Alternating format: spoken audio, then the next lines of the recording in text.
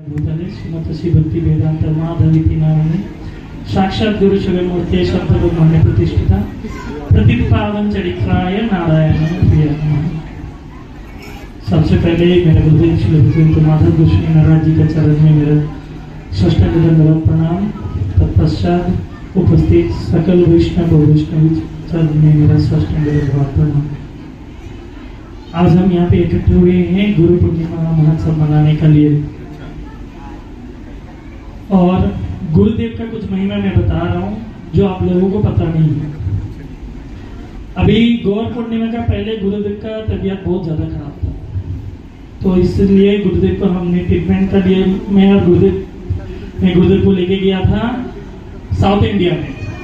जब केरला में गुरुदेव का ट्रीटमेंट चल रहा था, जहाँ पे ट्रीटमेंट चल रहा था वहाँ पे जस्ट हॉस्पिटल का नजदीकी एक भगवान पुटनेश्वर का मंदिर है, बहुत प्राचीन मंदिर है जो महाविष्णु अवतार हैं। तो जब हम एयरपोर्ट से गाड़ी में जा रहे थे तो जिस गाड़ी में जा रहे थे उस गाड़ी में भगवान पुटनेश्वर का एक छोटा सा विग्रह था। तो गुरुजी ने ड्राइवर से पूछा तो बोले महाविष्णु का मंदिर है।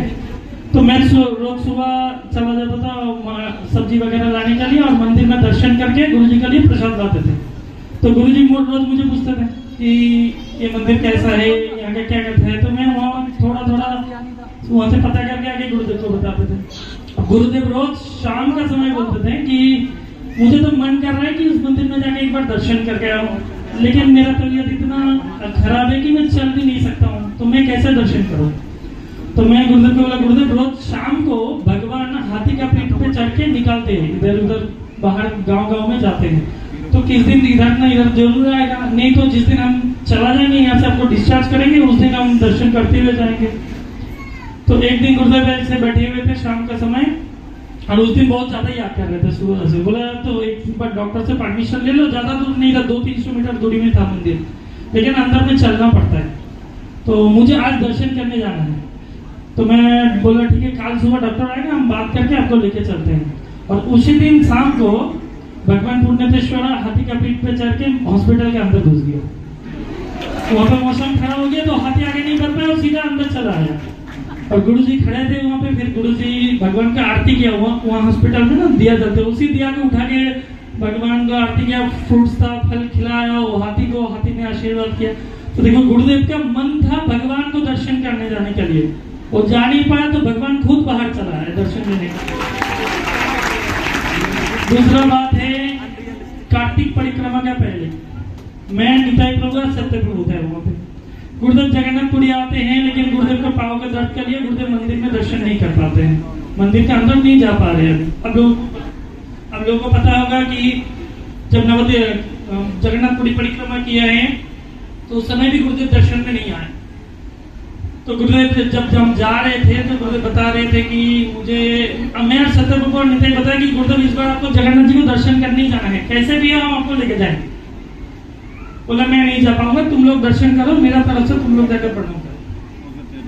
और साल में एक बार जगन्नाथ जी को जो विग्रह है, जो बड़ा विग्रह है, वो साल में 2 बार बाहर आते हैं। 14 यात्रा होता है, 2 यात्रा में बड़ा विग्रह बाहर आते हैं, 12 यात्रा में मदन मोहन जी आते हैं।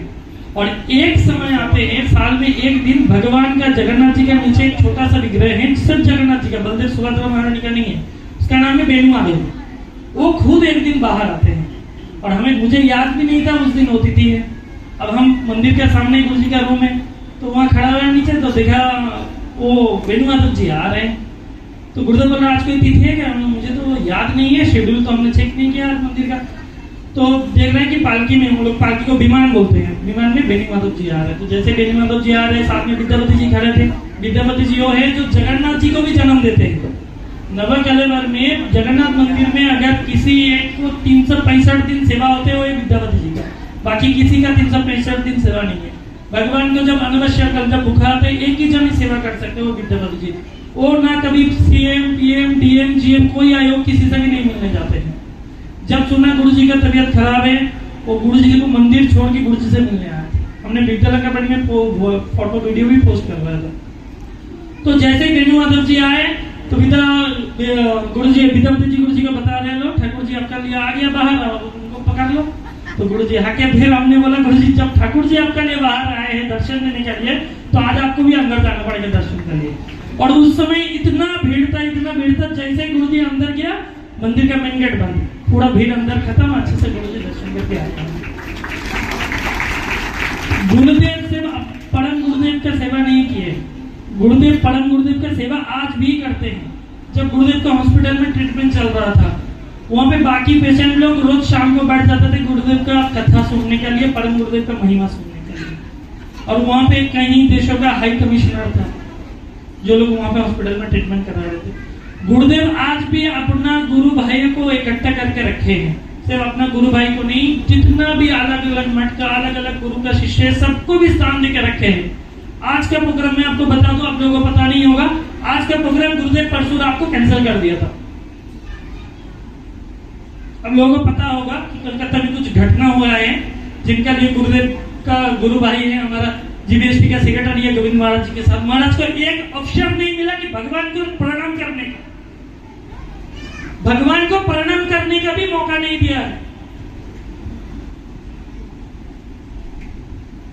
और गुरुदेव आज का प्रोग्राम कैंसिल किया था। फिर नरसिंह महाराज गोविंद महाराज खुद समझाया कि जब प्रोग्राम पहले से बना हुआ है आप प्रोग्राम कीजिए।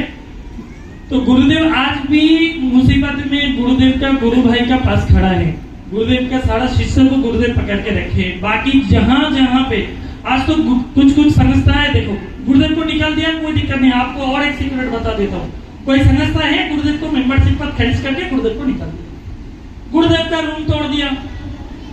जगन्नाथ मंदिर ट्रस्ट चलते हैं 7 कमेटी का लिए, 7 कमेटी मिलकर जगन्नाथ मंदिर चलाते हैं। उसका अंदर एक है एसडीटी, एक है एसडीसीएम, जगन्नाथ महोत्सव कमेटी ट्रस्ट। उन्होंने गुरुदेव को ऑनरेबल मेंबर लाइफ टाइम के लिए बना दिया है। जो मंदिर के ऊपर आज का दिन में सारा मीडिया का फोकस है, तो आप एक जगह से तोड़ोगे ना, दूसरा जगह गुरु जी का लिए रेडी है। आप जगन्नाथ मंदिर के एक रूम पे गुरु जी का आने नहीं देंगे, पूरा एसडीसीएम का बिल्डिंग गुरु जी का है। अभी गुरु जी तो आप लोगों के लिए चिंता नहीं है, बस हमें गुरु जी के साथ रहना है। हमें अपना पर्सनल रिलेशन, पर्सनल दुश्मनी भूल के सिर्फ गुरु जी का लिए सेवा करना है। आज नवद्वीप परिक्रमा के लिए भी गुरु जी मना कर दिया था इस साल की। मेरा गुरु जी एक साल नहीं किया था जब ये विवाद हुआ था परम गुरुदेव का समय, तो इस साल नहीं करेंगे। इस बार जो नवद्वीप परिक्रमा हुआ है उसमें सबसे ज्यादा इनिशिएटिव है हरिदेव प्रभु का। वो पहले से ही पहुंच गया के वहाँ पे गुरुदेव हॉस्पिटल में था, वो मना करेंगे, मैं जानता हूँ ना, वो जाके महाराज जी के साथ कोऑर्डिनेट करके ताकि आप लोगों का दिक्कत ना हो। तो गुरुदेव आज भी आप लोगों का लिए सोचते हैं। ऐसे बहुत सारा लीलाएं है गुरुदेव का, मैं सिर्फ इतना ही कहना चाहता हूँ।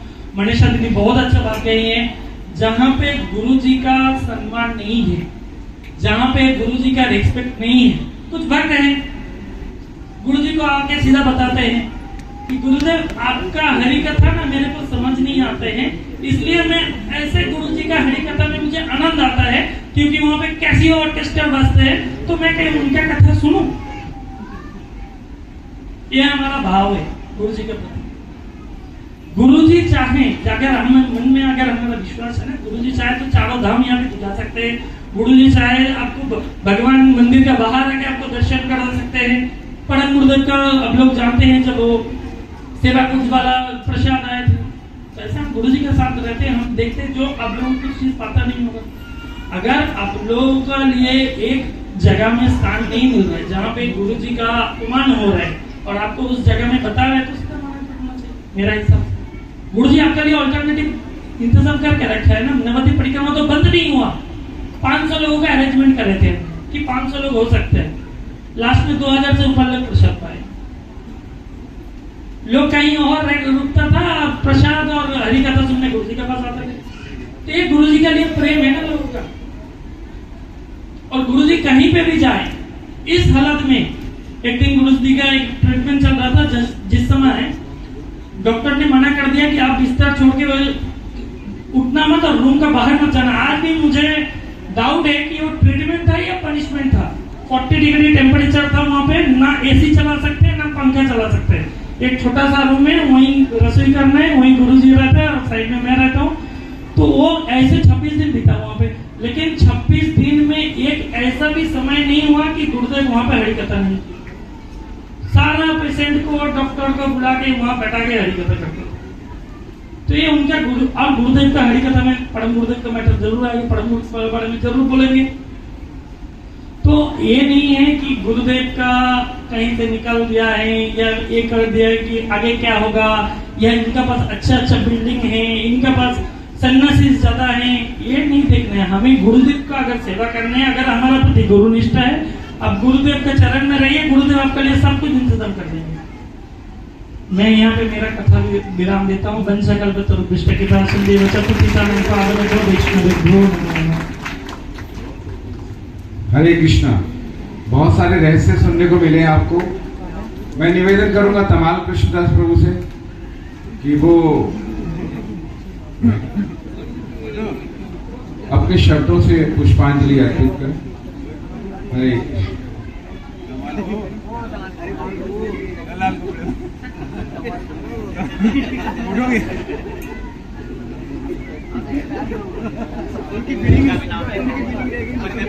दिल के आंसुओं में बहा दी। अज्ञानतिमिरन्धस्य ज्ञानाञ्जनशलाकया चक्षुरुन्मीलितं येन तस्मै श्रीगुरुवे नमः।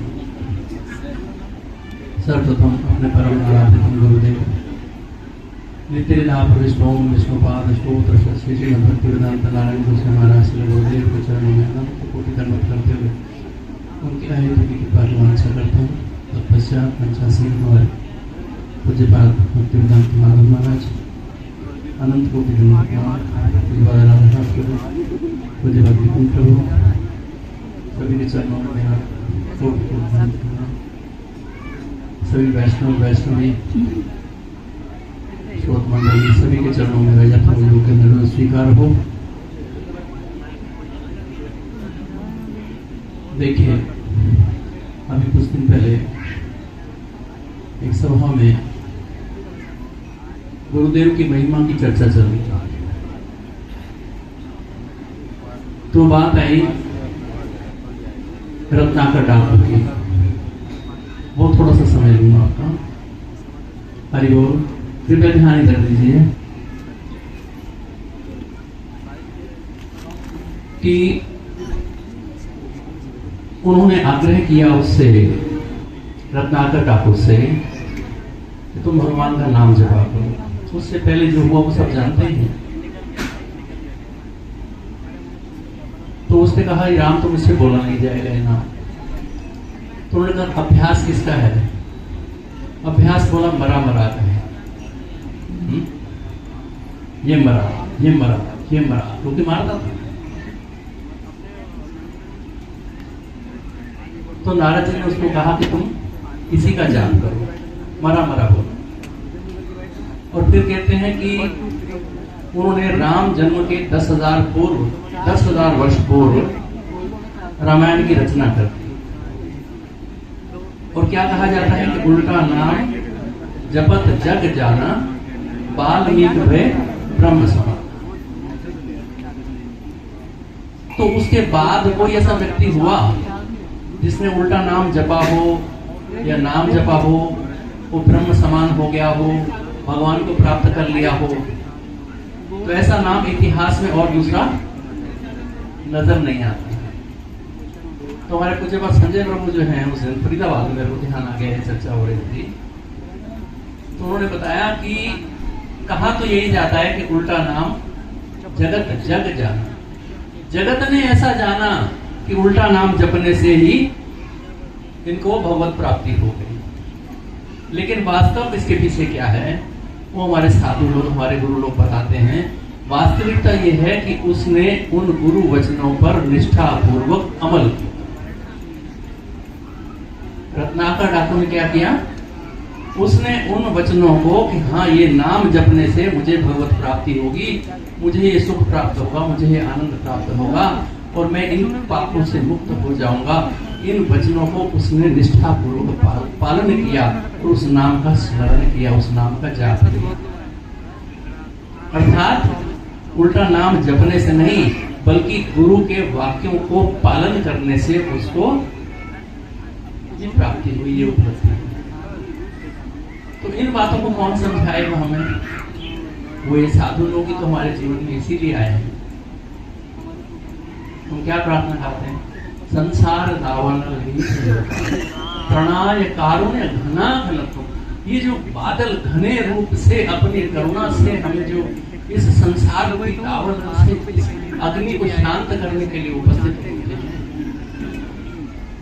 इनका आभार मानकर, इनके प्रति पूर्ण निष्ठा रख के, इनके प्रति पूर्ण विश्वास रख के कि हाँ, ये हमारे जीवन में, हमारे इस मनुष्य जीवन का जो भगवान ने हमें दिया है, इसका सच्चे मायने में जो इसका सदुपयोग है वो हमें ये सिखा सकते हैं और हमें इस संसार रूपी दावानल से ये बचा सकते हैं। इसलिए इनके वचनों में विश्वास, गुरु के वचनों में विश्वास और गुरु की आज्ञा का पालन, यही जो संदेश मैंने सीखा इन गुरुजनों से, वैष्णवों से, मेरे गुरु भाइयों से, वो मात्र इतना ही है कि इन्हीं बातों पे अगर हम विश्वास कर लें तो हमारा कल्याण निश्चित है। वांछा कल्पतरुभ्यश्च कृपा सिंधुभ्यो पतितानां पावनेभ्यो वैष्णवेभ्यो। हरे कृष्णा। बोले हरे कृष्ण कृष्ण कृष्ण हरे हरे, हरे राम राम राम हरे हरे, हरे कृष्ण कृष्ण कृष्ण हरे हरे, हरे राम राम राम हरे हरे। पूज्य बात प्रीतम प्रभु से मेरा निवेदन है कि वो माइक पे आए। पूज्य बात प्रीतम प्रभु। हरे कृष्णा। प्रीतम प्रभु, बहुत सुंदर तथ्य आप सुन रहे हैं। हरे कृष्णा।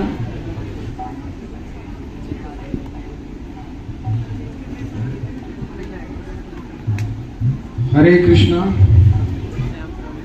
पूज्यपाद विपिन बिहारी प्रभु, मेरा निवेदन उनसे। हरे कृष्ण।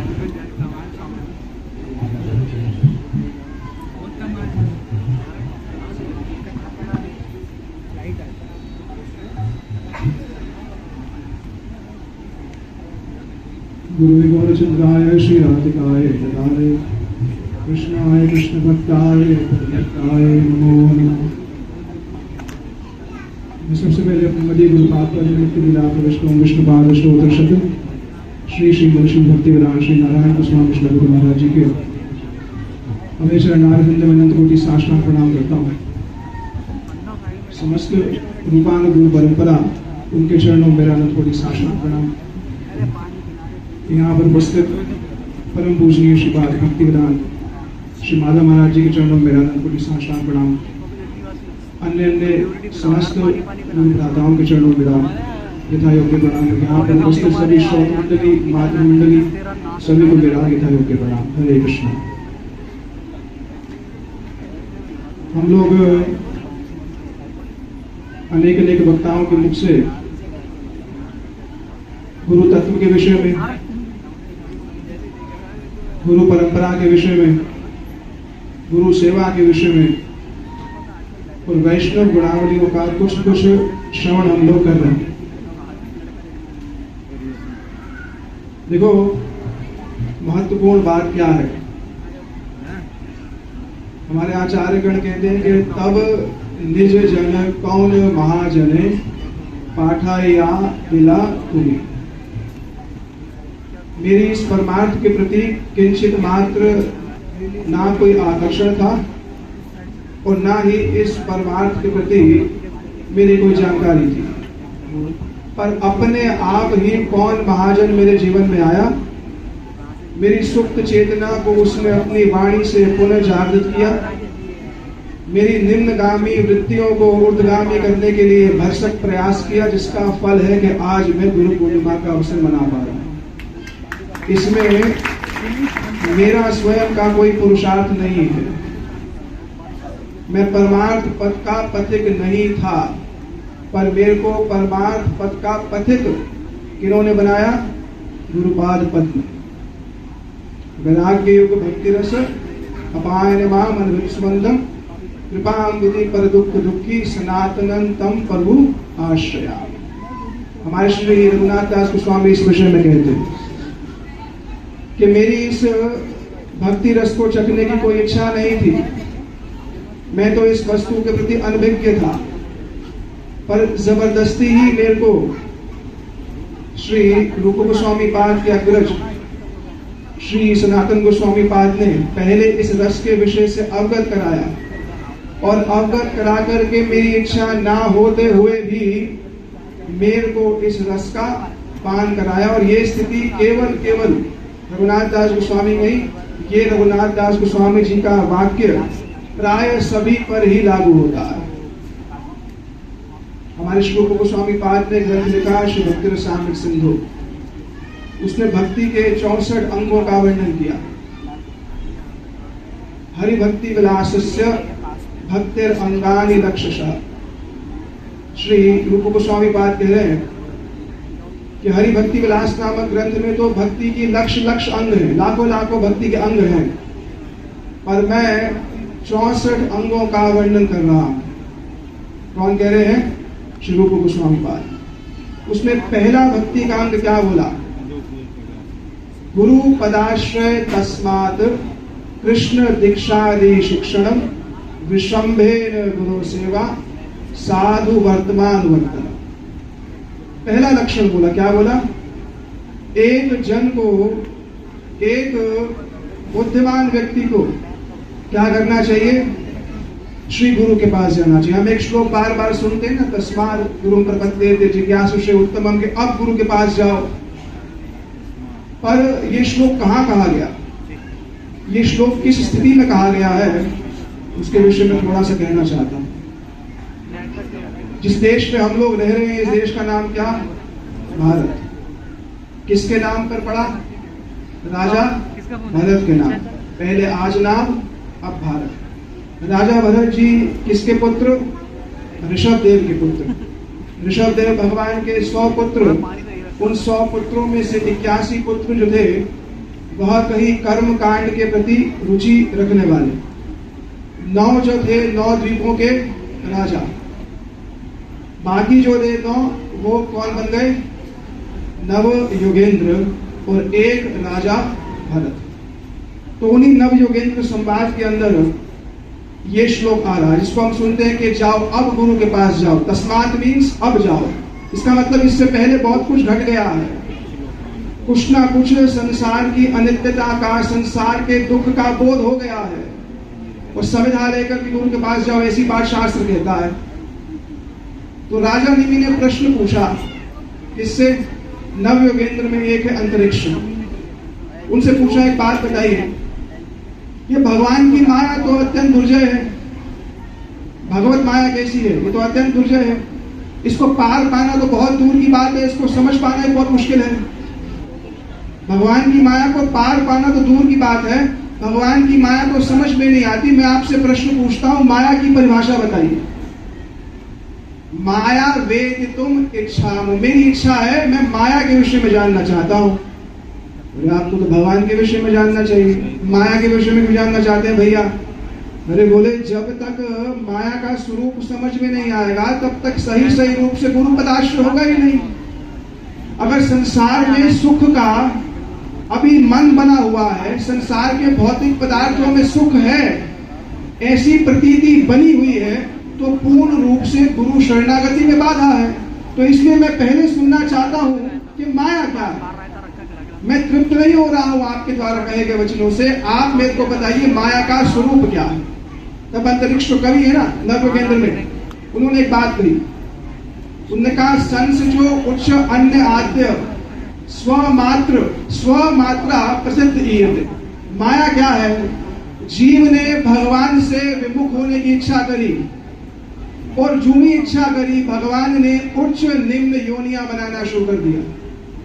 उन उच्च निम्न योनियों में जब भगवान ने जीवों को बनाया, देव बनाए, मनुष्य बनाए, किन्नर बनाए, यक्ष बनाए, गंधर्व बनाए, ये सब बनाए, और ये सब बनाने के बाद भगवान ने क्या किया? एवं सर्वाणि भूतानि प्रविष्ट पंच धातु भी, भगवान स्वयं एक एक तत्व में प्रवेश कर गए। हर जीव के हृदय आकाश में भगवान प्रवेश कर गए, पर भगवान सबके हृदय में प्रवेश तो कर गए, पर प्रवेश करने के बाद, इतने निकट होने के बाद, श्वास से भी ज्यादा निकट होने के बाद जीव को भगवान का ज्ञान नहीं है। ये माया है। माया क्या है? हृदय रूपी आकाश में श्री भगवान विराजित है, कहीं दूर नहीं है। हृदय रूपी आकाश में प्रत्येक जीव के भगवान विराजित हैं, पर इतना निकट होने पर भी जीव को भगवत तत्व का किंचित ज्ञान नहीं है। इसे कह दिया पश्यन बिना पश्यति गृहेषु गृह मेरी नाम। इतना निकट होकर के भी भगवत तत्व का ज्ञान है नहीं। अच्छा, और बताओ माया क्या है? उन्होंने तो 10-12 प्रकार की परिभाषाएं दी है। इसको कहने सुनने का अभी समय नहीं है, पर जब सारी बात कह दी कि ये माया भगवान ने बनाई है और इसको पार होना इतना दुर्जय है, तो कह रहे स्थूल दियो महर्षय इदम अच्युता। एक बात बताइए, सूक्ष्म बुद्धि तो प्राय बहुत कम संसार में मिलती है। स्थूल बुद्धि वाले लोग ही होते हैं। गुरु तत्व को क्या समझते हैं? एक मनुष्य हमारे सामने बैठा है, हम उसके पास माला लेकर के जा रहे हैं, वो हमारी माला ग्रहण कर रहा है, वो हंस रहा है, बात कर रहा है, हमारी तरह ही है। ये क्या है? स्थूल बुद्धि।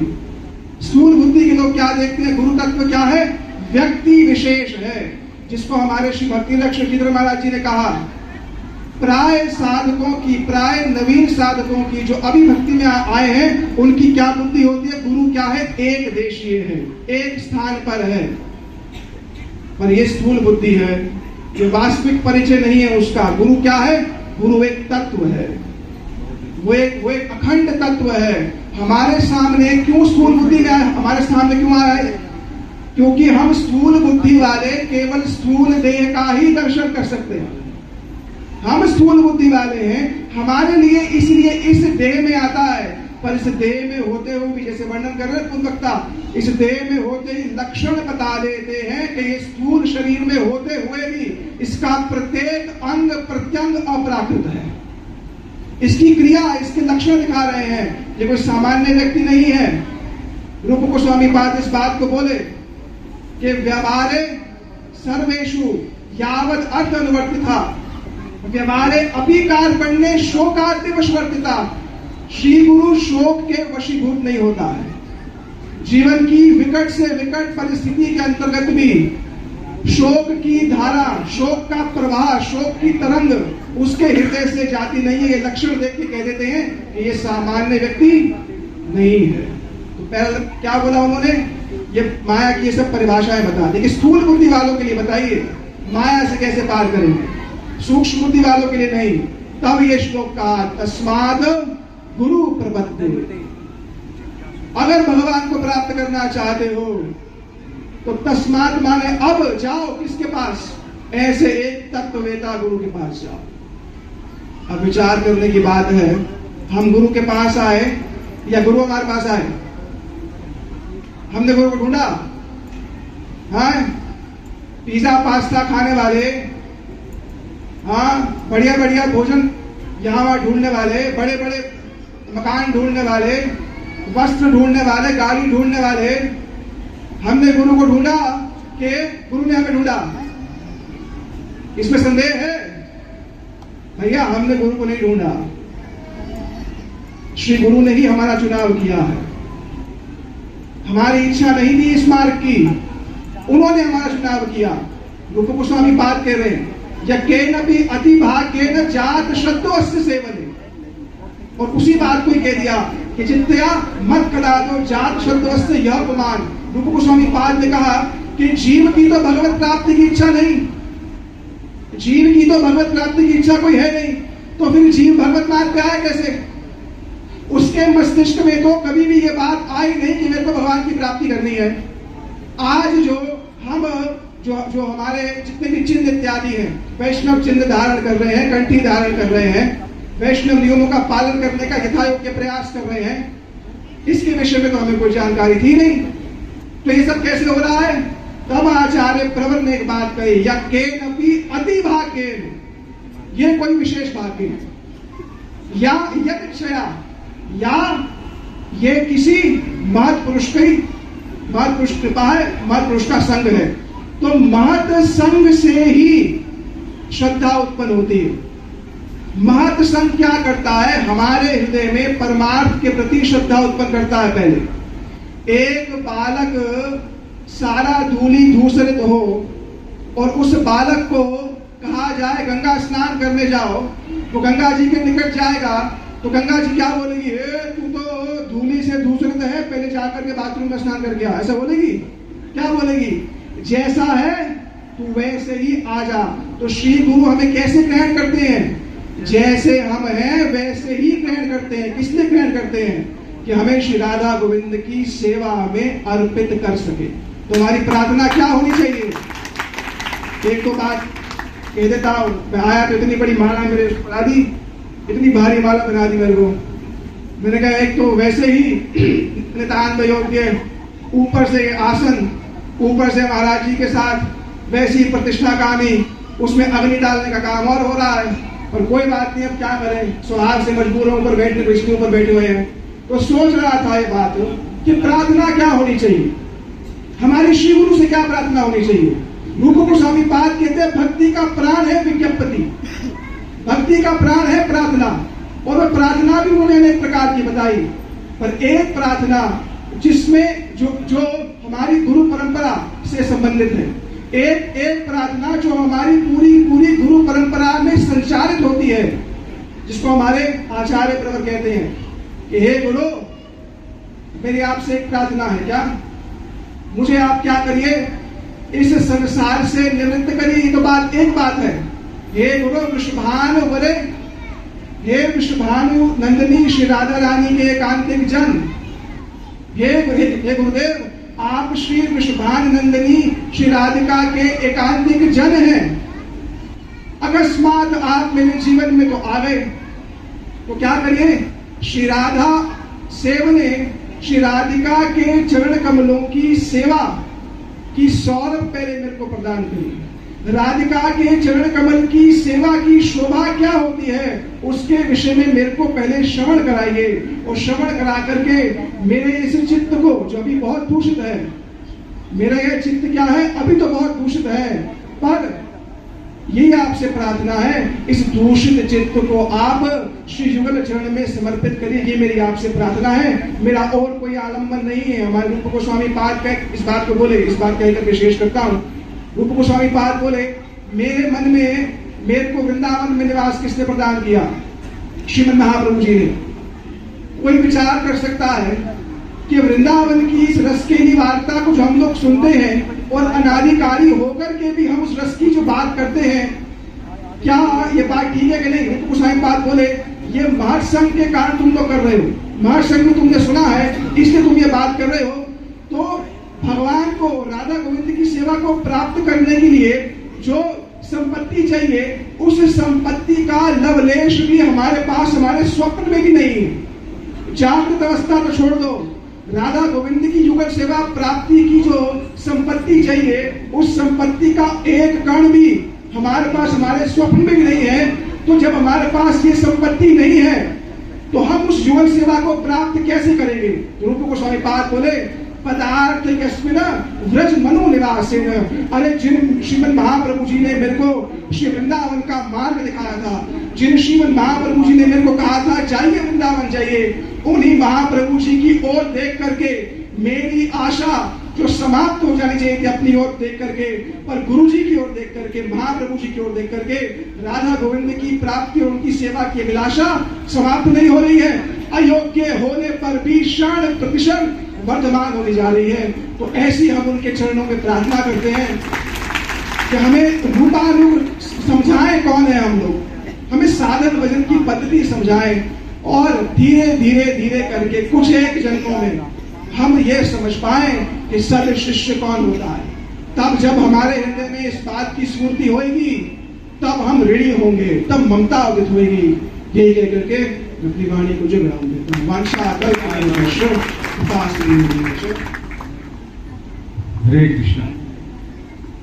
पूज्य पास विपिन प्रभु बिहारी प्रभु का बहुत बहुत धन्यवाद। बहुत सुंदर तरीके से उन्होंने अपने तथ्य को रखा। अब मैं निवेदन करूंगा रोहिणी नंदन प्रभु से कि वो शब्दों से पुष्पांजलि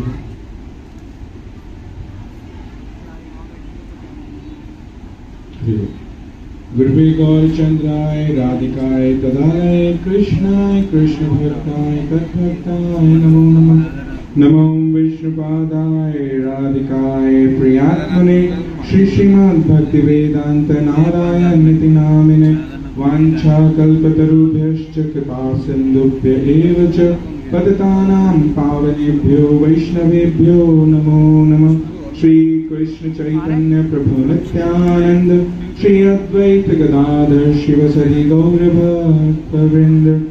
हरे कृष्ण कृष्ण कृष्ण हरे हरे, हरे राम राम राम हरे हरे। हरे कृष्ण कृष्ण कृष्ण हरे हरे, हरे राम राम राम हरे हरे। सर्वप्रथम मध्य दीक्षा गुरुपाद पद्म नित्य लीला प्रविष्ट ओम विष्णुपाद स्तोत्र शत श्रीमद् भक्ति वेदांत शिला नारायण गोस्वामी महाराज जी के अभय चरण कमलों में पुनः पुनः दंडवत प्रणाम करते हुए उनसे उनके हेतु की कृपा की प्रार्थना करता हूँ। तत्पश्चात व्यास आसीन पूज्यपाद श्रीमद् भक्ति वेदांत माधव गोस्वामी महाराज जी के चरणों में मैं अनंत कोटि दंडवत प्रणाम करते हुए उनसे उनके हेतु की कृपा की प्रार्थना करता हूँ। उपस्थित समस्त गुरु भाई बहन वैष्णवियों के चरणों में मेरा यथायोग्य दंडवत प्रणाम। विषय अगर मैं अपने अधिकार से देखूं, गुरु तत्व बड़ा ही गंभीर है, बड़ा ही कठिन है, परंतु यहाँ वैष्णवों के सानिध्य में बड़ी सरलता से हम समझने का प्रयास कर रहे हैं। तो जैसा कि हमारे संचालक महोदय का आग्रह हुआ है कि वह कह रहे हैं मुझे महाराज जी के चरणों में कुछ पुष्पांजलि देने के लिए, तो जो पूर्व वक्ताओं ने जो पुष्पांजलि दी है उन्हीं में से कुछ कुछ फूल तोड़ के मैं अपनी अंजलि में लेते हुए प्रयास करूंगा महाराज जी के चरणों में पुष्पांजलि देने के लिए। कुछ दिन पूर्व किसी गुरु भ्राता ने एक प्रश्न करा कि ये प्रश्न हम सुन चुके हैं, इसका उत्तर भी हम जानते हैं, लेकिन फिर भी कि चलो इस पे एक बार चर्चा करते हैं कि ये जो व्यास पूजा मना रहे हैं, ये तो वेद व्यास जी श्री कृष्ण द्वैपायन वेद व्यास जी का जन्म उत्सव है या नहीं है? किसका उत्सव है? उनका जन्म उत्सव है। और मेरे गुरुदेव का जो अगर हम इस जागृत की जो जन्म तिथि देखते हैं वो तो अलग तिथि पे आती है, हम तब भी गुरुदेव का व्यास पूजा मना रहे हैं। और अब भी क्यों मना रहे हैं? अब तो हमें व्यास देव जी की फोटो रख के व्यास देव जी का करना चाहिए, है ना? तो ये गुरु पूर्णिमा शब्द कैसे आया, या हम क्यों इस दिन अपने गुरुदेव को व्यास पूजा कर रहे हैं? तो गुरुवर्गों से, वैष्णवों से इस विषय में हम पिछले 10-15 दिन से बहुत कुछ सुन चुके होंगे, लेकिन जो मैं समझ पाया हूँ और महाराज जी सुन रहे हैं, सभी वैष्णव सुन रहे हैं, अगर कहीं गलती करूंगा तो शोधन भी कर देंगे, इसीलिए यहाँ पे प्रयास करने की चेष्टा कर रहा हूं कि देखिए वो भगवत तत्व क्या है क्या नहीं है ये तो पता नहीं। और देखा जाए अगर श्रील वेद व्यास जी ने, कौन है? भगवान के शक्तावेश अवतार है, अर्थात भगवान स्वयं अवतार लेके आए और अपने संबंधित समस्त प्रकार के ज्ञान को उन्होंने लिखित रूप में, शास्त्रों के रूप में दिया।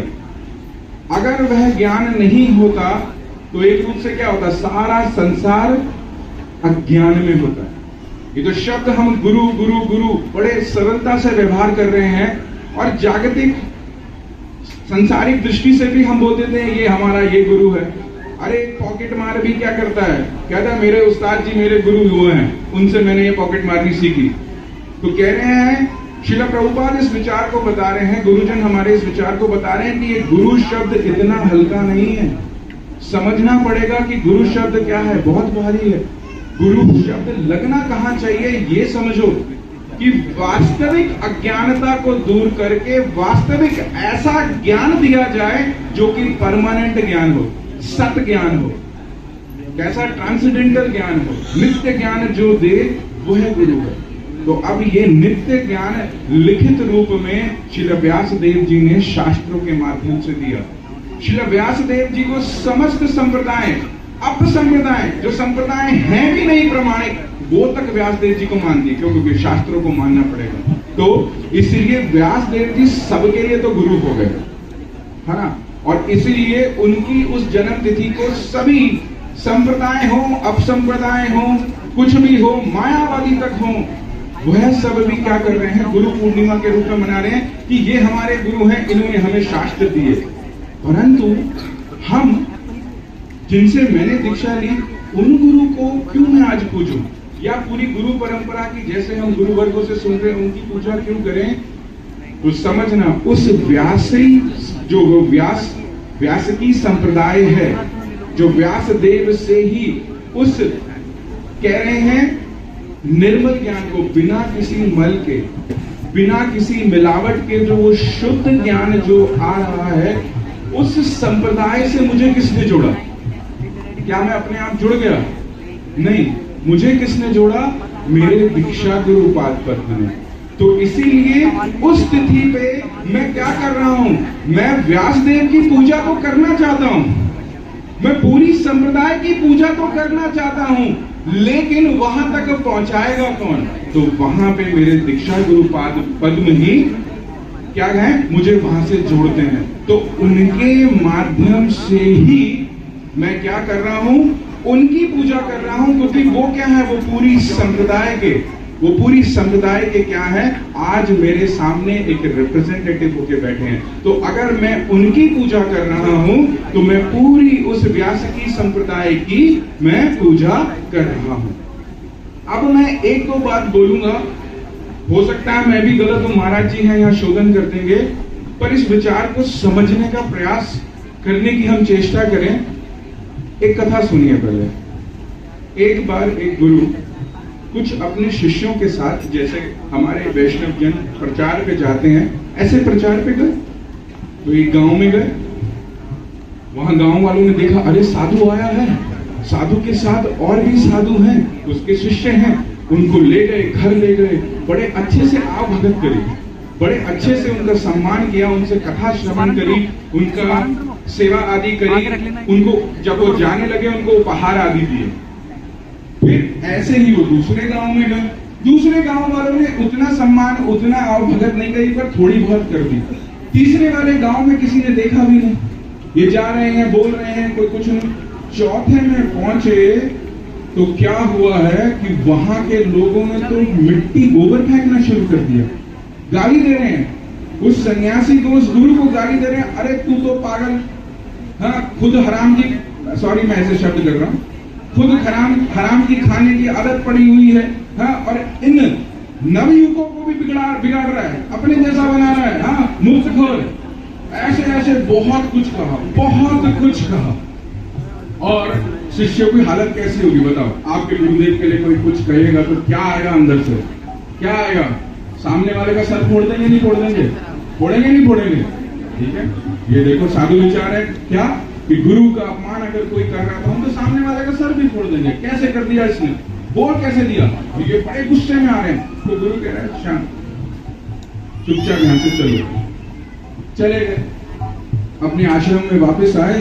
शाम को सभा रखी, सभा जैसी होती है हरि कथा प्रवचन, और उसमें गुरुदेव ने कहा हाथ जोड़ के कि जो भी मेरे साथ आज थे, ये सामने बैठे हैं, एक काम करो, अब तुम अपने घर चले जाओ। कहते क्यों गुरुदेव, हम अपने घर क्यों चले जाए?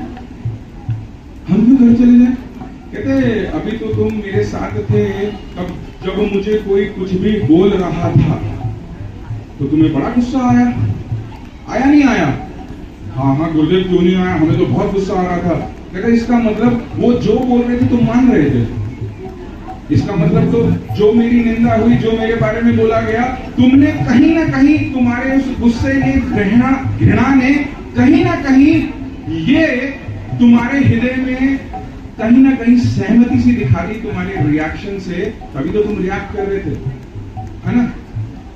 तो ऐसे निंदनीय गुरु को त्याग देना चाहिए, जाओ तुम जाओ। मैं गुरु होने योग्य नहीं हूँ। कहते नहीं नहीं नहीं गुरुदेव, ऐसा कोई विचार नहीं है, हमने तो तन मन वचन से आपको ही गुरु माना है, आप ही हैं, आपको ही हम शरणागत होते हैं।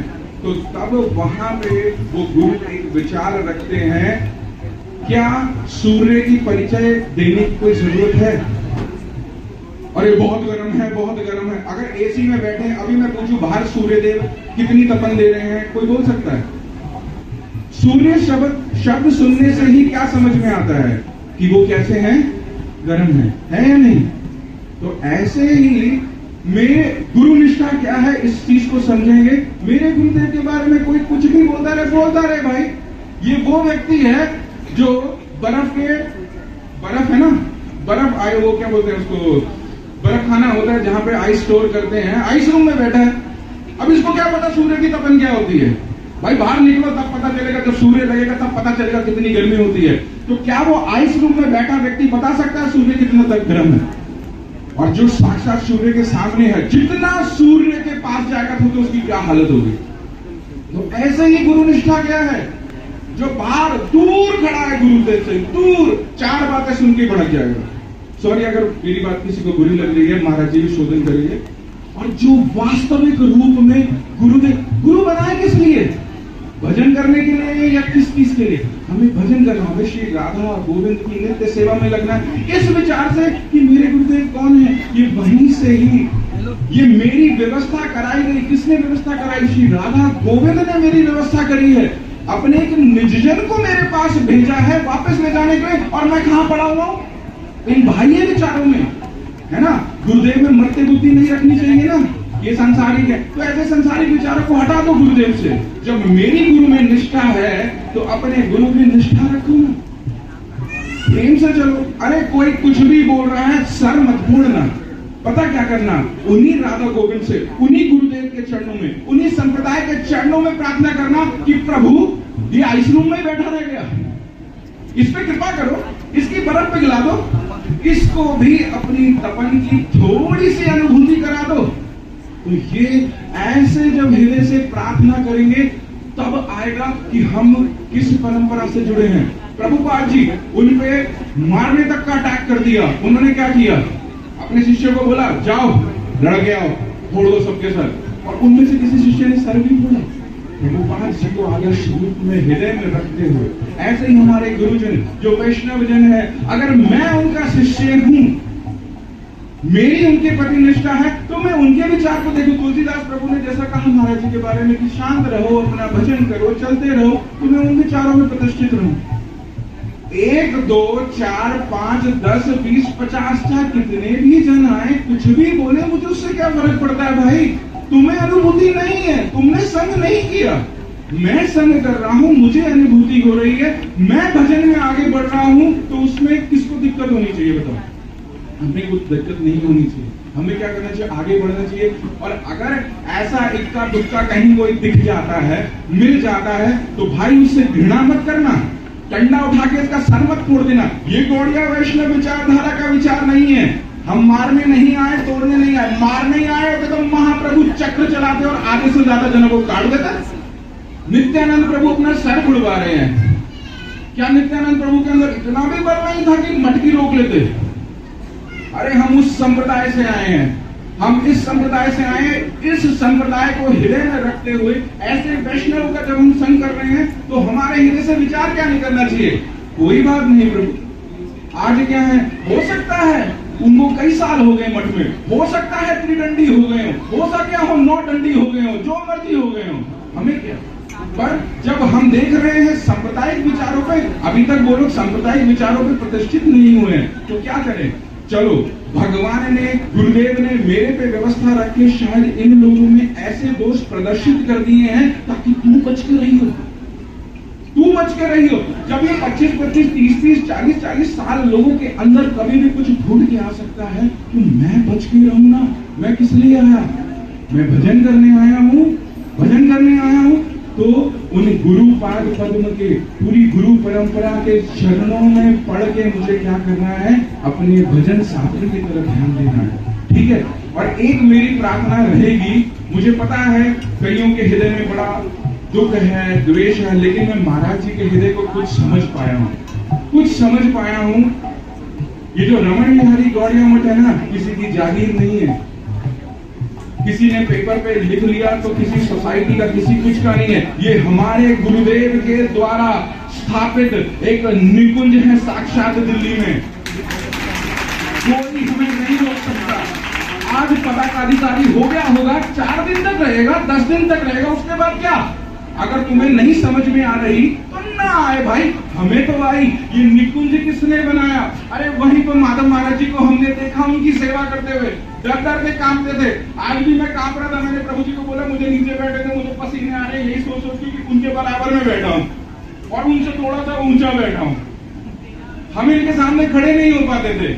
जितने गुरु भाई बहन यहाँ बैठे हैं इनको वो दिन याद आता होगा।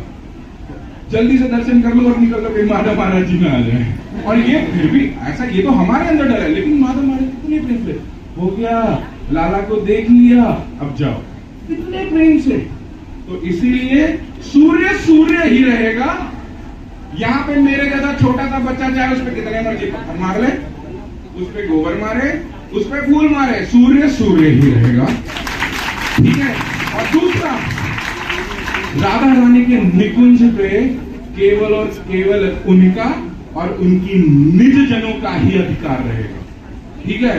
कोई भी पेपर कागज उसको रोक नहीं सकता। तो मैं तो कहता हूँ खुले दिल से जाओ। अरे वो मेरे गुरुदेव अगर कमरा तोड़ दिया तो क्या हुआ? वहां की वाइब्रेशन खींच लोगे क्या?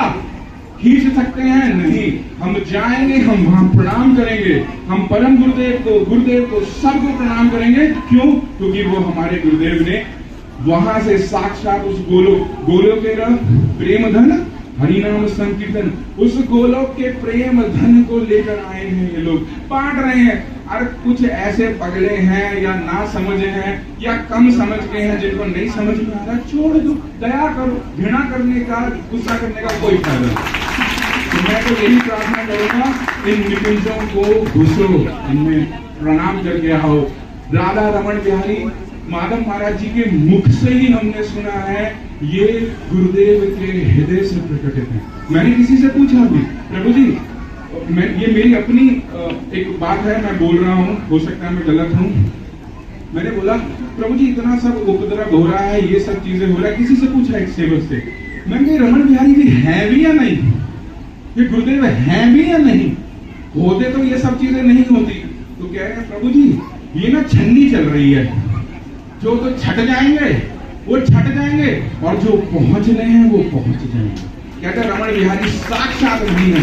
गुरुदेव आज भी अपनी भजन कुटीर में वही है, महाराज जी की सेवाएं आज भी ले रहे हैं। जो उनके शिष्य से जो जैसी सेवा कर रहे हैं वो आज भी ले रहे हैं। और कितने ऐसे गुरुदेव के शिष्यों के शिष्य भी नहीं हुए हैं, केवल हरिनाम लिया है या जुड़ रहे हैं संप्रदाय से, वो आके हमें बताते हैं प्रभु ये जो महाराज जी है ना जिनकी फोटो है, ये सपने में आए मेरे और मुझे कह रहे हैं तू किसी की बात मत सुन कि है या नहीं है, मैं वही रहता हूँ, मुझे मिलना है तो वही है। तो आप सबसे प्रार्थना है, और मैं पता नहीं क्या क्या बोल गया महाराज जी, अगर कुछ गलत बोला हो तो मुझे ठीक करेंगे और कुछ गलत बोला होगा तो आप सब भी मेरे को क्षमा करेंगे। मैं यही पुष्पांजलि महाराज जी के, पूरी गुरु परंपरा, पूरी संप्रदाय के चरणों में देता हूँ कि मुझ में वो जो सांप्रदायिक जो निष्ठा है, जो सांप्रदायिक विचार है, जो बेसिक विचार है, मुझे पता है वो राधा रानी की निज सेविका बनना है, राधा गोविंद की सेवा करनी है, वो तो टारगेट है, लेकिन उस तक पहुंचने के लिए जो छोटे बेसिक जो हृदय में परिवर्तन आने चाहिए, व्यवहार में, आचरण में परिवर्तन आने चाहिए, आप मेरे पे लगातार वॉच करते हुए मेरे अंदर वो सब चीजें डालें, ऐसी मैं आपके चरणों में प्रार्थना करता हूँ।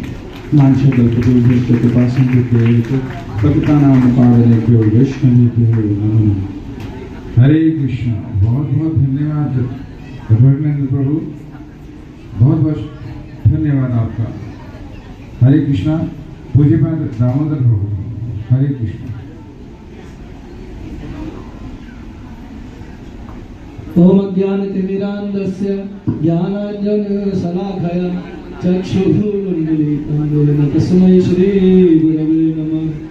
मैं सर्वप्रथम गुरुपाद पद्म नित्य लीला प्रविष्ट जन विष्णुपाद स्तोत्र सदुगाचार्य श्रीमद् भक्ति वेदांत श्री नारायण गोस्वामी गुरु प्रणव अनंत कोटि साष्टांग दंडवत प्रणाम करते हुए उनके हेतु कृपा की वांछा करता हूँ।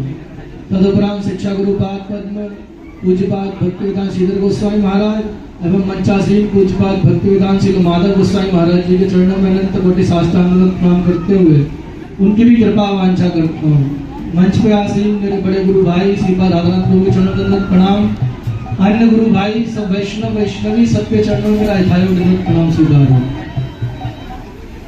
हम लोग बहुत सारे विचारों को भी सुन रहे हैं गुरु तत्व के विषय में और सब अपने अपने हृदय की बात को रखते हुए गुरुपाद पद्म के विषय में बता रहे हैं, परंतु एक अनाधिकारी व्यक्ति जिसका कोई अधिकार नहीं है और जिसको राधा कृष्ण तत्व सब तत्वों को एकमात्र गुरुदेव ने ही उसके हृदय में स्थापित किया। यहाँ कितने लोग मानते हैं कि राधा कृष्ण की जो लीलाएं आज आप लोग समझ पा रहे हैं किसकी कृपा से आपके हृदय में? सांसारिक कथाओं से आ जाती? आप सब लोग बोलो। ममता दीदी की तरफ भी देख ही रहा हूं, आप भी बोलो किसकी कृपा से आई ये सब? किसकी कृपा से आई? ये जो हम राधा कृष्ण की इतनी निगुण लीलाओं की बात कर रहे हैं, निकुंज की बात कर रहे हैं, सारी बात कर रहे हैं, किसकी कृपा से आई हृदय में? संसारिक वृत्ति से दूरी आ जाएंगी? नहीं आ सकती ना। किसकी कृपा से आई? एकमात्र आपके गुरुपाद पद्म की कृपा से आई है और आगे भी पुष्टि किसकी कृपा से होंगी? एकमात्र गुरुदेव की कृपा से ही होंगी। इसलिए अभी हमारा अधिकार वो नहीं कि हम सब बातों को, सांसारिक बातों को, प्रतिष्ठाओं को विचार कर लें और हम इतने गहराई में चले जाएं कि यदि गुरुदेव का कहीं सम्मान नहीं है वहां जाकर के हम अपनी भक्ति को पुष्ट कर सकते हैं। मेरे ऐसे विचार अभी मेरे इस लेवल पर नहीं है। इसलिए मैं ये मानता हूं जहां गुरु का सम्मान ना हो वहां जाने पर कभी शिष्य की भक्ति पूर्ण नहीं हो सकती, क्योंकि हम परमार्थिक बात कर रहे हैं, यहाँ किसी संसारिक बात को नहीं कर रहे। और गुरुदेव की कृपा से ही हम समझें। जैसे बहुत सारे विवाद हुए बीच में, पूज्यपाद राधानाथ प्रभु जी ने जब गुरुदेव की मधुर स्मृतियों में मुझे लिया था तो उस समय मैंने प्रभु जी के सामने भी उस कथा में कहा था कि आज सबसे ज्यादा विचार ये है कि गुरु जी के जाने के बाद हमको अन्य आचार्यों में गुरु तत्व उस लेवल में दिखाई नहीं दे रहा और हम सब अपने अपने विचार से कर रहे हैं गुरुदेव के जाने के बाद वो बात नहीं है जो होनी चाहिए थी। लेकिन ये हमारा निज विचार इसलिए है क्योंकि हमने गुरुदेव में जो गुरु तत्व का दर्शन किया वो हमको सब आचार्यों में दर्शन कब हो सकता है? जैसे विवेकानंद प्रभु जी कह रहे थे ना, हमको गुरु परंपरा की सेवा करनी है, पर वो गुरु परंपरा की सेवा में जब तक हमारी वो समदृष्टता नहीं आएगी जो तत्व गुरुदेव के अंदर है वो सब आचार्यों के अंदर भी उपस्थित है, जब तक उसका दर्शन करना शुरू नहीं करेंगे तब तक क्या हमें सबके अंदर गुरुजी वाली भावना से जब तक नहीं देखेंगे तब तक दिखाई देगा? नहीं दिख सकता ना। इसलिए जिसके गुरुदेव जो गुरुपाद पद्म में है उनके शिष्य क्योंकि उनको गुरु तत्व मान रहे हैं, उनको गुरुदेव गुरु तत्व का दर्शन कर रहे हैं और उसी गुरु परंपरा की उन भावनाओं को देख रहे हैं जिसको हमने कहा देखा, हमने अपने गुरुपाद पद्म के अंदर देखा। तो आज इनके अंदर सिद्धांत है, भक्ति है, नहीं है, क्या है, ये केवल इनके वो शिष्य बता सकते हैं जिनकी नजर में ये गुरुपाद पद्म है और इनके अंदर वो गुरु तत्व स्थापित है जो गुरुदेव ने दिया। इसलिए जब तक हमारी दृष्टि उस लेवल पर नहीं जाएगी, इनको आचार्य बुद्धि से दर्शन नहीं करेंगे, तब तक हमें इनके अंदर किसी प्रकार के गुरु तत्व का कोई दर्शन होने वाला नहीं है। दूसरी बात, यहाँ जितने लोग बैठे और जितने लोग इस संसार में रहते हैं, मैं सिर्फ एक ही बात सबसे पूछना चाह रहा हूँ, क्योंकि भक्ति की उतनी गहराइयों की ना तो मुझे नॉलेज है और ना ही उतना परमार्थ जगत में मेरा भी प्रवेश है। मैं तो एक सिंपल बात पूछ रहा हूँ आपसे। एक जगह पर आप गए, एक तरफ आपका निज निमंत्रण है और एक तरफ आपके पिताश्री या आपके परिवार के पूर्वज का निमंत्रण है। समझ में आई आपको बात? एक तरफ क्या है, आपके परिवार के पूर्वज यानी कि जो आपके पिताजी बैठे हैं वहां पर, उनका निमंत्रण है, लेकिन किसी जगह पर किसी रिश्तेदार ने उनको प्रताड़ित करके वहां से भगा दिया और आपके पास निमंत्रण आया, तो आप क्या संसारी संबंधों में भी उस जगह जाएंगे? नहीं जाएंगे। संसार में भी नहीं जाएगा कोई व्यक्ति। परमार्थिक जगत की बात तो यह है, जब गुरुदेव कहीं से निमंत्रण आया, गुरुजी से उसको पूछें, गुरुजी मैं जा सकता हूं या नहीं जा सकता। यदि आप गुरुदेव आज्ञा देते हैं तो आपको जाने का सर्वांग रूप में स्वागत है आपका, आप जाइए। परंतु गुरुदेव को गुरुपाद पद्म के अपमान के स्थान पर आपका भजन नहीं बढ़ेगा। हाँ, ठाकुर जी किसी के लिए स्थान नहीं छोड़ते। यदि सच में आपकी ठाकुर जी के प्रति निष्ठा है तो आप जाकर के ठाकुर जी को प्रणाम करें, अच्छी बात है। लेकिन गुरुपाद उनके अपमान के स्थान पर जाने से किसी का कोई भक्ति जगत में उत्तम होने वाला नहीं है। और इस बात को मैं नहीं कह रहा, इस बात को गोस्वामी तुलसीदास ने भूरी भूरी शब्दों में सती चरित्र में लिखा और कहा कि सती को भगवान खूब समझाया शिव जी ने कि जहां पर अपितु 4 स्थानों पर जाने में कोई दोष नहीं है, लेकिन यदि वो व्यक्ति आपसे शत्रु भाव रखता है तो वहां जाने पर आपको कभी कल्याण नहीं होगा। और ये सती चरित्र में सबने देखा। इसलिए आज व्यास पूजा है, गुरु तिथि है, कोई भी विचार यदि आपको आगे बढ़ाना है तो अपने गुरुपाद पद्म से उस विचार में यदि ज्यादा दिक्कतें हो रही है तो किससे डिस्कशन करें इस विषय को जाकर के, सीधे गुरुपाद पद्म से इस विषय में लेकर के आज्ञा आप उसे आगे विस्तारित रूप में करें। ठीक है। वांछा कल्पतरुश्च कृपा सिंधुभैर्यश्च पतितानां पावनेभ्यो वैष्णवेभ्यो नमो नमः। हरे कृष्ण। एक बार महामंत्र बोलेंगे सब अच्छे से, जोश आ जाएगा और ज्यादा। हरे कृष्ण कृष्ण कृष्ण हरे हरे, हरे राम राम राम हरे हरे। मेरा निवेदन पूज्य भक्त राधानाथ प्रभु से। हरे कृष्ण।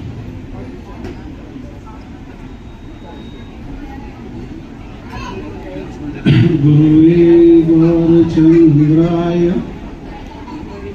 राधिकाय तदाले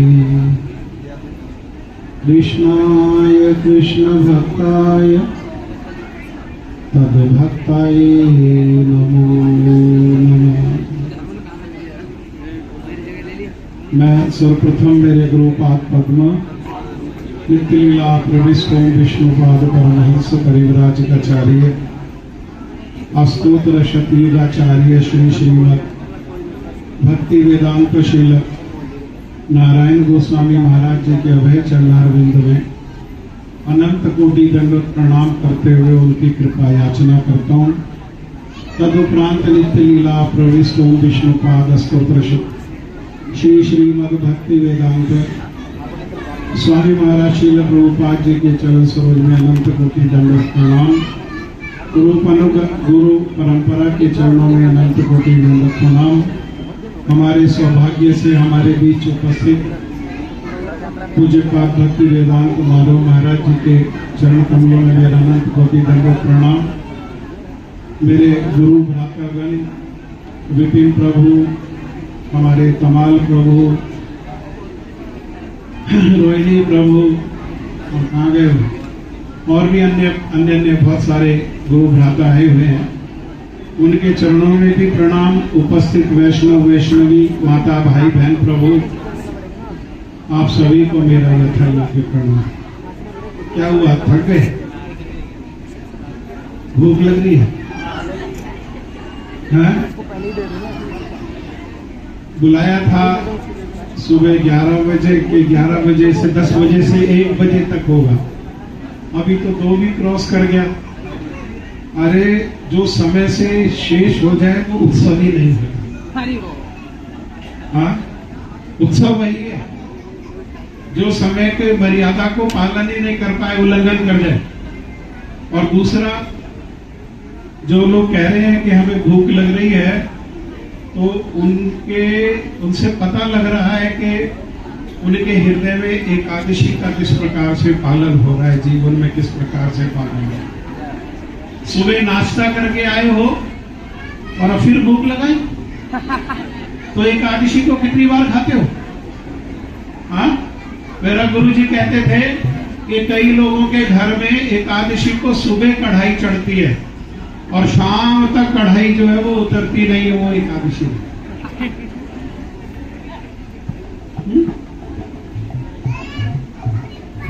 अभी हम लोग सुन रहे थे, मैं आपको ज्यादा समय नहीं लूंगा, 2-4 बातें आपसे करनी। अभी आप लोग सुन रहे थे कि भजन क्या है। भजन क्या है? क्या है भजन? अरे बोलो ना, क्या है भजन? कौन बोलेगा क्या है भजन? हाँ?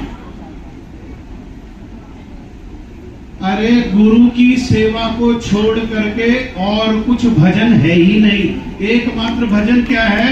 वो गुरु की सेवा ही जो है वो भजन है।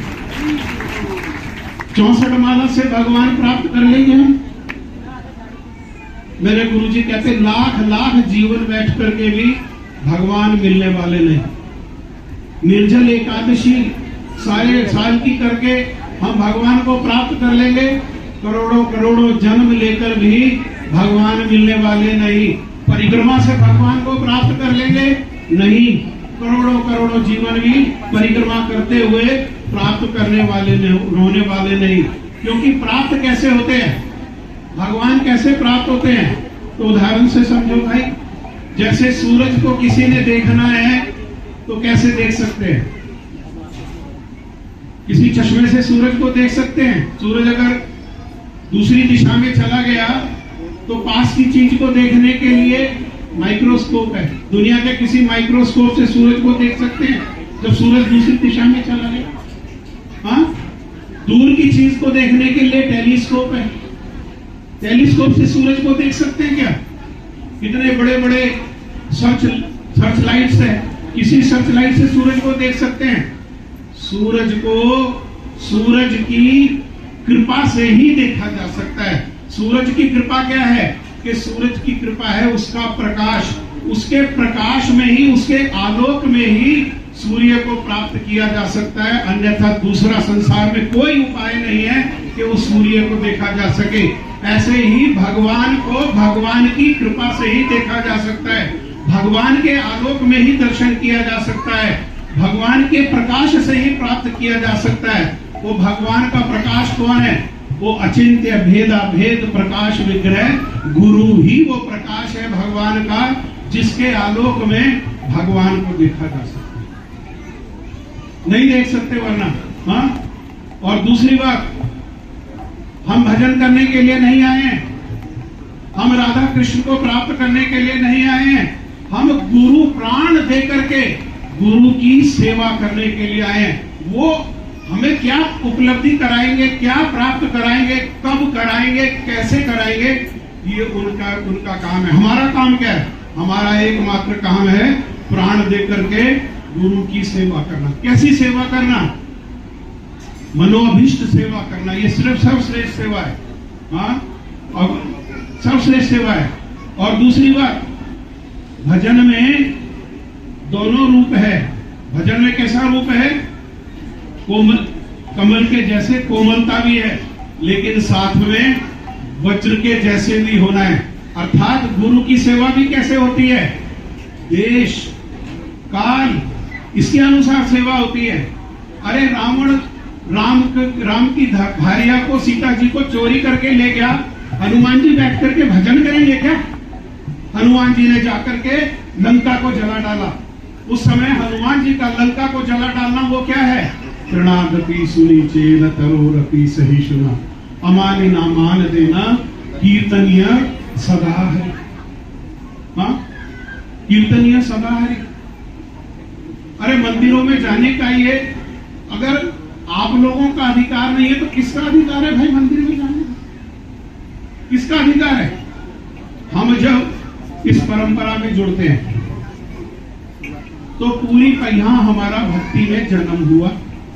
भक्ति में जन्म हुआ तो गुरु के रूप में वो जन्म जन्मांतर के पिता मिले। जब शरीर का जन्म होता है तब भी माता पिता मिलते हैं, लेकिन गुरु कौन है? ये जन्म जन्मांतर के, ये सनातन माता पिता है। हाँ? तो ये माता पिता मिले तो दादा भी मिले, है ना? दादा की संपत्ति अभी बताया, किसकी संपत्ति है? सारी ये सारी संपत्ति है किसकी? किसी के पिताजी का एक पैसा भी इसमें नहीं लगा हुआ। सारी संपत्ति किसकी है? सारी संपत्ति मेरे गुरुपाद पद्म की है। और आप कौन है? आप उनके पोते पोती हो। आपका अधिकार है। जैसे कानून का क्या अधिकार है? कानून में क्या होता है? अरे भारत में कानून में क्या है कि दादा की संपत्ति पर पोते पोती का, बेटे का अधिकार हो ना हो, बेटे का आपस में झगड़ा करें, लेकिन हमारा क्या, पोते पोती का क्या अधिकार है? पोते पोती का तो दादा की संपत्ति के ऊपर अधिकार है। आप जाओ, खुल करके जाओ, और जहां आपके गुरु का, आपको लगता है कि आपके गुरु का अपमान हुआ है, तो उस अपमान को भी, जैसे हनुमान जी ने लंका को जला करके और सीता जी को लिया करके वापस किया, ऐसे अपमान कब तक बैठे रहोगे? अरे गुरु बिगड़ रहा है, गुरु अपमानित हो रहा है, हम बैठ करके हरे कृष्ण, मिलेगा भगवान? हाँ, किसने कहा? भक्ति वेदांत स्वामी महाराज श्रील प्रभुपाद जी, उन्होंने बंबई में जुहू में जमीन ली मंदिर बनाने के उद्देश्य से। थोड़ा लंच को डिले करो, एकादशी को पालन करो। उन्होंने जमीन लिया, लेकिन जमीन लिया तो सस्ता जमीन लिया, ऐसा दूरी पर था आसपास वहां जुहू में। आज तो जुहू सबसे, मुंबई में जुहू जो है सबसे महंगा स्थान है। तब कोई नहीं रहता था वहां पर, दिन में जाने में भी भय लगता था। और माफिया ने क्या किया? माफिया ने उस जमीन पर कब्जा कर लिया, और कब्जा करके टेंट लगा करके बैठ गए। भक्ति वेदांत स्वामी महाराज जी ने गुरु को, शिष्यों को क्या आदेश दिया था? शिष्यों को आदेश दिया था कि भाई 4 नियमों का पालन करो, 16 माला का जप करो, मंगल आरती आओ, कथा सुनो, साधु संग करो, ये भजन है। लेकिन उनके शिष्य जो ब्रह्मचारीगण थे, उन्होंने कहा ये भजन था। कब तक भजन था? जब तक ये भूमि पर हमारे जो गुरु है, उनकी इच्छा के अनुसार वहां पर मंदिर बनने की योजना थी, वहां पर ठाकुर प्रकट होने की योजना थी, तब तक हमारा माला करना भजन था। आज हमारा भजन क्या है? डंडा उठा करके, और ये जिन्होंने कब्जा किया है, जिस माफिया ने, इसका टेंट उखाड़ करके फेंक देना, आज हमारा यही है। और ब्रह्मचारियों ने डंडा ले जा करके और सारा टेंट उखाड़ करके माफिया का फेंक दिया। और आज हमारे को क्या है?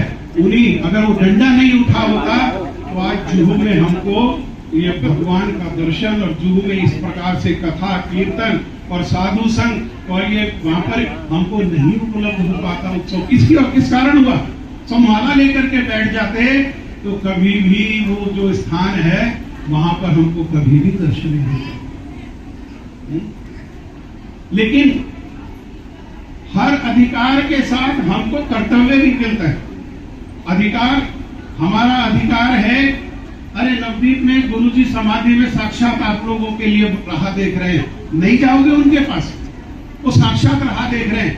महाराज जी गए, महाराज जी ने प्रणाम किया, महाराज जी ने अपने हृदय की बात को साक्षात उनसे बोल बोल करके बात किया। हाँ, पूछो, गुरुजी को पूछना कभी आप, साक्षात बोल करके किया। वहां गुरुदेव साक्षात आप लोगों के लिए रास्ता देख रहे हैं, कैसे ये मेरे पास आए, कैसे मैं इनके ऊपर दृष्टिपात करूं, कैसे इनका मंगल हो, कैसे ये भजन में उन्नति करें। आप लोग नहीं जाओगे? जाओगे, जाना चाहिए। आपका कर्तव्य है, आपका अधिकार है। आपके अपने दादा की संपत्ति है, आपके अपने पिता की संपत्ति है, आपके अपने चाचाओं की संपत्ति है, किसी और की संपत्ति नहीं है। लेकिन साथ में हमारा कर्तव्य भी है कि कोई भी भक्त बिना भेद किए अगर हमारे गोवर्धन मठ में आता है ना, अगर हमारे मथुरा मठ में आता है, मथुरा से कोई दूर रह सकता है? कोई आएगा नहीं आएगा? वहां गुरुदेव ने बैठ करके, वहां वो सिद्ध स्थान है, वहां आएंगे नहीं आएंगे? जब वो लोग आएंगे तब हम उनका प्रीतिपूर्वक स्वागत करें। और जहां हमारे पास इस प्रकार से हमारे गुरुदेव वहां पर विद्यमान हैं, वहां पर हम अधिकार से जाएं। ठीक है। एक बात और बोलेंगे, श्रील भक्ति प्रमोद पुरी गोस्वामी महाराज जी, ये जो श्लोक है, ये श्लोक जब तक जीवन में आचरण नहीं होता तब तक भक्ति प्रवेश कर ही नहीं सकती। तृणादपि सुनी चरितरोरपि सही सुना, अमानी ना मान देना कीर्तनिया सदा। उसकी साक्षात प्रतिमूर्ति है भक्ति प्रमोद पुरी गोस्वामी महाराज। कई उनके उदाहरण है। एक बारी वो ट्रेन से जा रहे थे, लोकल ट्रेन से, और बैठे हुए थे, शिष्य लोग खड़े हुए थे, और कुछ बंगाली लड़के थे, और शरारत में आकर के उन्होंने उनकी खोपड़ी पर गिर जा ऐसा करके हाथ घुमा दिया। शिष्य लोगों को तो गुस्सा आ गया, शिष्य लोगों को तो गुस्सा आ गया, शिष्य लोग को मारने के लिए दौड़ने वाले थे। उन्होंने कितने तृणातक की सुनी चाहे, उन्होंने कहा अरे लेकिन ये धामवासी है, ये मेरे सर के ऊपर हाथ रख करके क्या कर रहे हैं, ये मुझे आशीर्वाद दे रहे हैं। हाँ, इतना तृणातक की सुनी चाहे। लेकिन समय आने पर एक बारी श्री भक्ति दैत माधव गोस्वामी महाराज जी के बाद श्री भक्ति वल्लभ तीर्थ गोस्वामी महाराज जी को आचार्य बनाया गया, और यहाँ श्री भक्ति प्रमोद पुरी गोस्वामी महाराज जी वही उसी मठ में रहते थे। भतीजा कहे आचार्य बनने के बाद भी वही रहते थे और उसको आचार्य के रूप में ही स्वीकार करते थे। हाँ, एक दिन दोनों कैलकाटा से टैक्सी में आए वहां पर मठ में, लेकिन जब मठ में आए तो टैक्सी वाला जो है श्री भक्ति वल्लभ तीर्थ गोस्वामी महाराज से बदतमीजी करने लगा।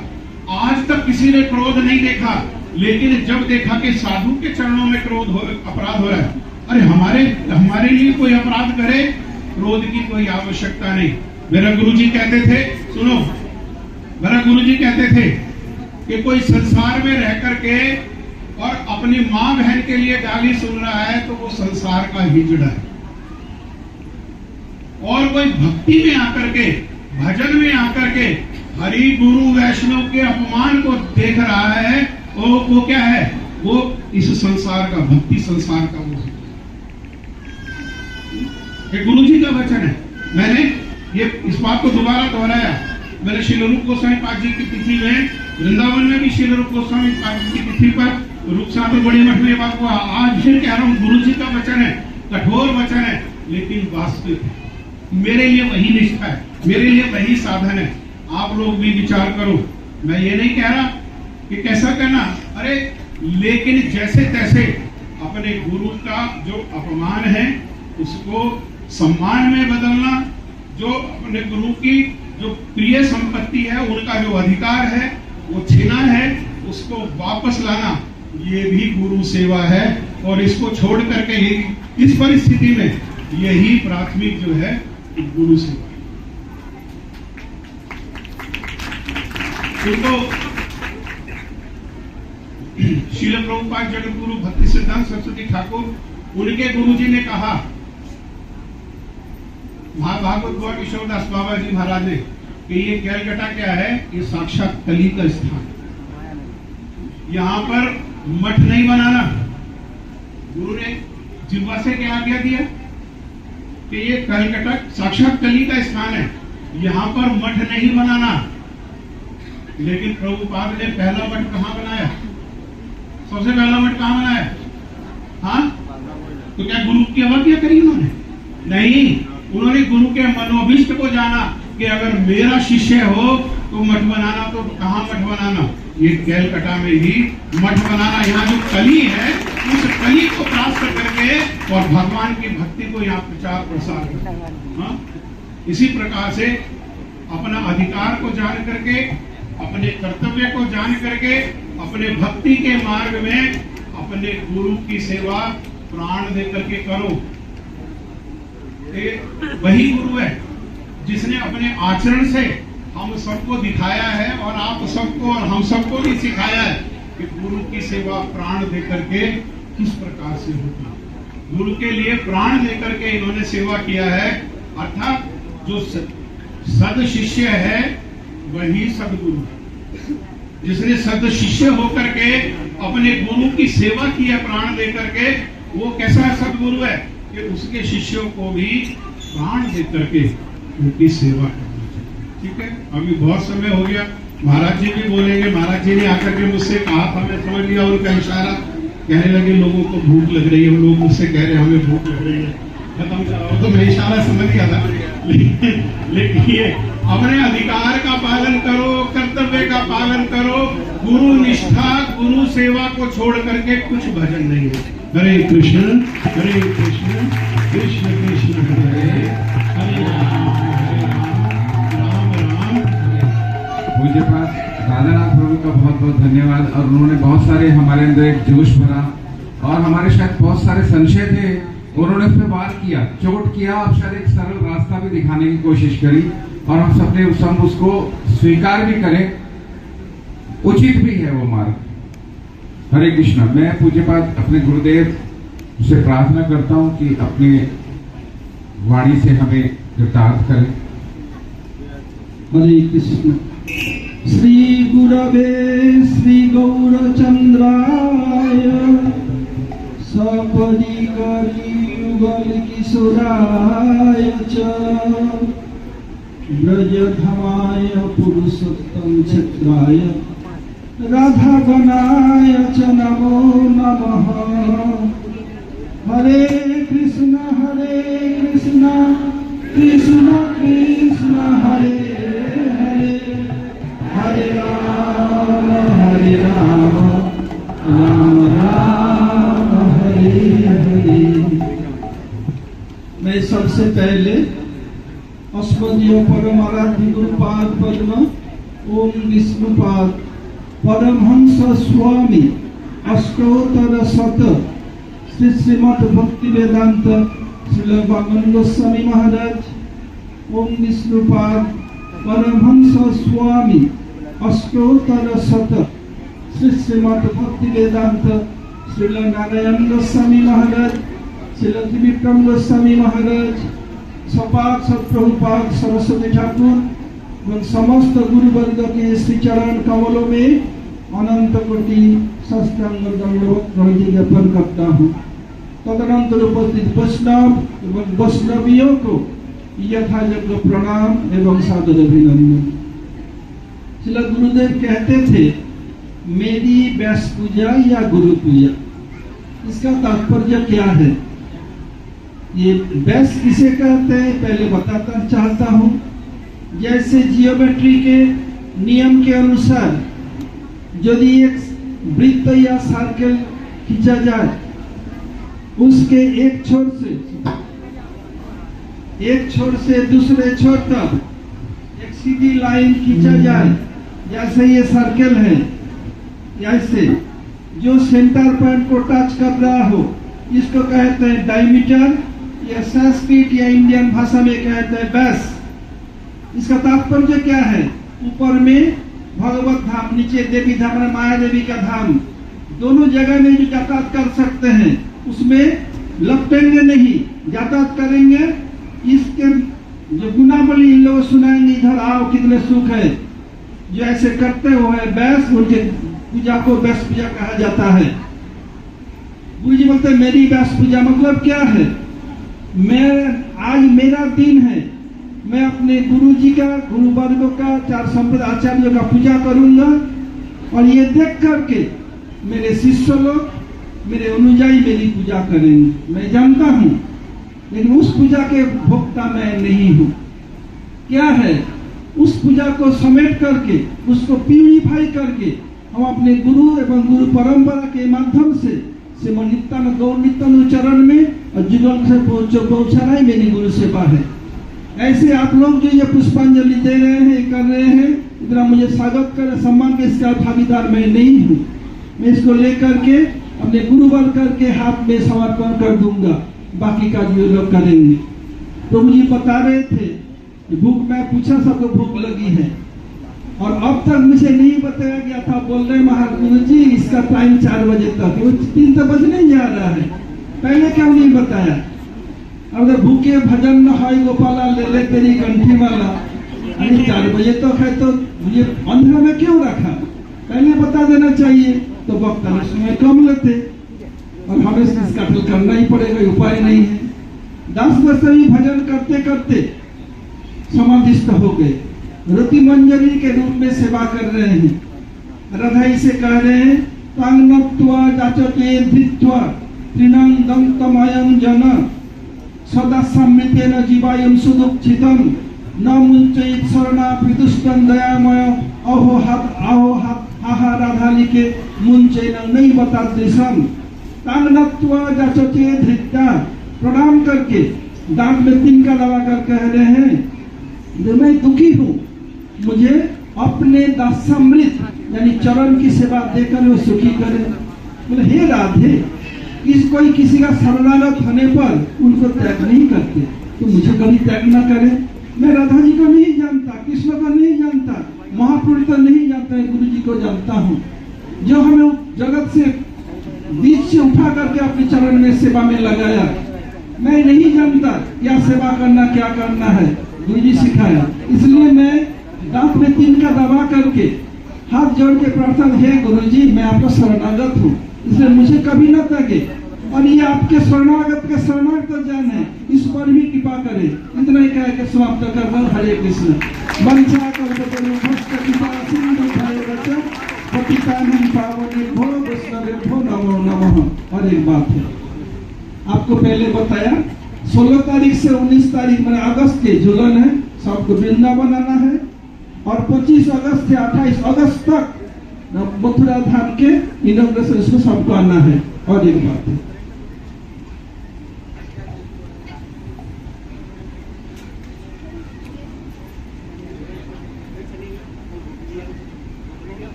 देखिए और एक बात है, हमारे गुरु वर्ग भी ऐसे ही बताया। मैं आप कृष्ण को, राधा कृष्ण को महत्व नहीं जानता हूँ, मैं आप ही को जानता हूँ। गुरु जी ने बताया, गुरुदेव आपने मेरी चोटी पकड़ करके लाए, मेरे